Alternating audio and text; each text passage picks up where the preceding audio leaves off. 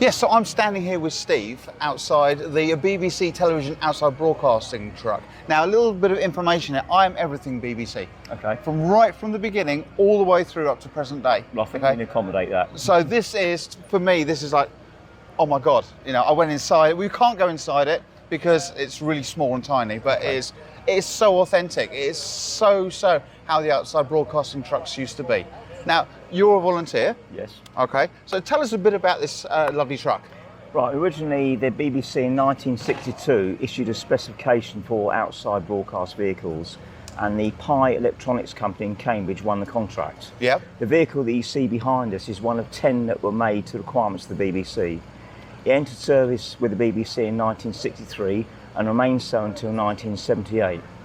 During the course of its life, it was updated many times to accommodate more modern technology and also the conversion from black and white to colour.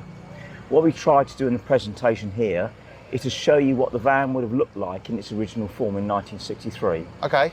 At that time it would have had 4 black and white cameras made by the Pi company, and they featured a British manufactured vision tube originally designed by RCA. Is this one of an original camera? It is. We were very fortunate to acquire this from the Science Museum at Wroughton, their reserve store, and they issued it to us to go with the vehicle. It's one of the 4 original cameras.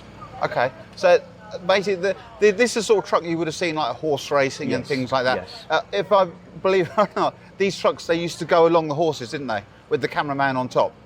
I don't know whether this one actually had a camera on top, but this one was a static location. We had 4 cameras with it. Okay. And if you look at the panel on the side, at the lower level, you can see there's 4 inputs there where the cameras would have gone. The inputs Oh, okay, yeah. So what you see here is the camera behind us, and that would have been one of the cameras that originally with the van, and is one of 4. So you would have had, say, 4 cameramen. Yes. With the cameras. You would have had your director and producer and that inside. Yes. And obviously some sort of studio manager or something like that. And then that would have fed back to the studio. Yeah, what happened was the on-site producer would configure the program, which would then go back to broadcasting house, and they would have additional equipment like caption generators, studio inserts, or whatever they wanted to complete the program, and that would then be broadcast out to the viewer. Now, obviously now we do it, it's all through satellite, it's beamed here, it's beamed there. How would they get the feedback to television centre? This vehicle here was one of 3. Yeah. This was a camera control vehicle, the mobile control room. Associated with this was a tender vehicle that transported all the cameras and all the cables and all the mechanical stuff. And a 3rd vehicle was a link truck, which was a microwave link, which beamed the signal back to London. So depending how far away you were from broadcasting house, you might have 2 or 3 of those to link the signal together to get the range. Okay, so if they're like in Cornwall, for instance, yes, they would have had different trucks going all the way back up to London.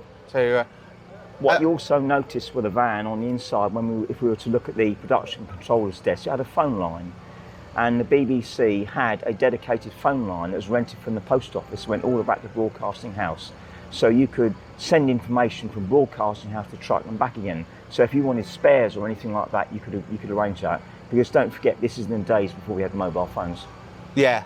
I mean, it is an amazing truck, and obviously it's been restored up to a very, very high standard. Yes, some of the restoration was done by external contractors because we didn't have the technique or the skills or the facilities to do it. Once the van was actually restored outside, all the interior work's been done by volunteers.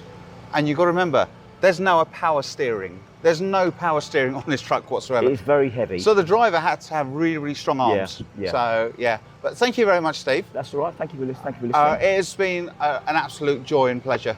What I would say is, if I can just make a commercial here. Yeah? We do have a leaflet which tells some of the story of the van, and it's also got some website addresses on the back. Okay. So if there's any further information you would like to know about the van, or what we've done, or any news sheets, or the venue we've been to, please feel free to consult the website. Well, we'll put that on the film when we do it. Thank you very much. Thank you very much. Can I give you one of these as a sample? I will do. I'm going to put this on my fridge. It's going to really annoy the wife, but I'm going to put it on the fridge. Thank you. Thank you. Thanks very much.